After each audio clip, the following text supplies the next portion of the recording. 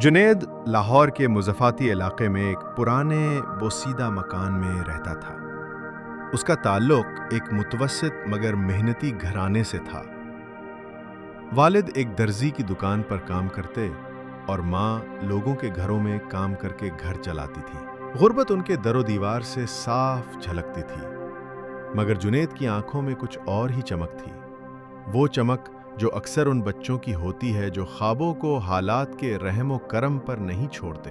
جنید کے گھر میں بجلی اکثر غائب رہتی اور اسکول کی فیس جمع کروانا اکثر ایک جنگ جیتنے کے برابر ہوتا۔ کئی بار وہ پرانے جوتے پہن کر اسکول جاتا اور دوستوں کے مذاق کا نشانہ بنتا، لیکن اس کی نظر ہمیشہ اپنی کتابوں پر جمی رہتی۔ 12ویں جماعت میں پہنچتے پہنچتے زندگی مزید کٹھن ہو گئی۔ والد کی طبیعت خراب رہنے لگی اور ماں کو دن میں 2 گھروں کی جگہ 4 گھروں میں کام کرنا پڑا۔ ایسے میں جنید کو کالج جانے کے بعد شام کو ایک جنرل سٹور پر کام کرنا پڑا۔ دن میں پڑھائی، شام میں مزدوری اور رات کو ماں کے پاؤں دبانا، یہ سب اس کی روزمرہ زندگی کا حصہ بن چکے تھے۔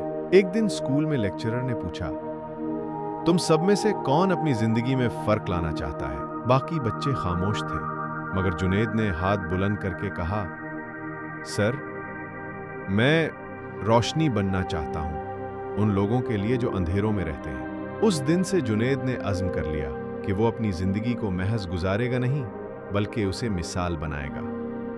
جنید کو انجینئر بننے کا شوق تھا، لیکن اس کے لیے داخلہ لینا، انٹری ٹیسٹ دینا اور فیس کا انتظام کرنا سب ناممکنات میں شمار ہوتا تھا، مگر اس نے ہار نہ مانی۔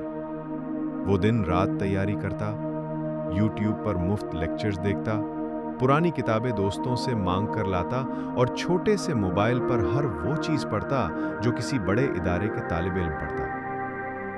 انٹری ٹیسٹ آیا، جنید نے پر اعتماد طریقے سے دیا، مگر جب رزلٹ آیا تو وہ تھوڑے نمبروں سے رہ گئے۔ دل ٹوٹا، امید کمزور ہوئی، لیکن ماں نے کہا، بیٹا، جو بارش نہیں روک سکتا وہ چھت مضبوط کر لے، ہمت نہیں ہارتے۔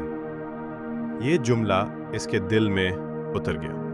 اگلے سال اس نے دوبارہ تیاری کی اور اس بار وہ سرکاری انجینئرنگ یونیورسٹی میں میرٹ پہ منتخب ہو گیا۔ اس کا نام اس لسٹ میں تھا جس میں وہ خود بھی یقین نہیں کر پا رہا تھا۔ ماں کے آنسو اس وقت خوشی کی چمک بن گئے اور والد نے پہلی بار فخر سے کہا، یہ میرا بیٹا نہیں، میری روشنی ہے۔ یونیورسٹی میں جنید کا پہلا سال بھی آسان نہ تھا۔ بہت سے کلاس فیلوز انگلش میں بات کرتے، برانڈڈ کپڑے پہنتے، مہنگے لیپ ٹاپس لے کر آتے، جبکہ جنید کے پاس ایک سادہ نوٹ بک، پرانا فون اور پہنا ہوا لباس تھا۔ لیکن جنید کی سب سے بڑی پہچان اس کی محنت تھی۔ پہلے سیمسٹر میں ہی اس نے سب کو حیران کر دیا۔ تمام مضامین میں A گریڈ حاصل کیا اور پروجیکٹس میں لیڈ رول ادا کیا۔ اساتذہ بھی اس کے جذبے کے قائل ہو گئے۔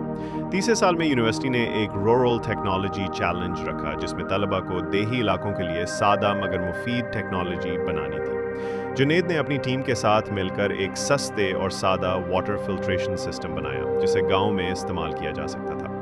یہ پروجیکٹ نہ صرف یونیورسٹی میں ٹاپ کیا بلکہ اسے قومی سطح پر ایوارڈ بھی ملا۔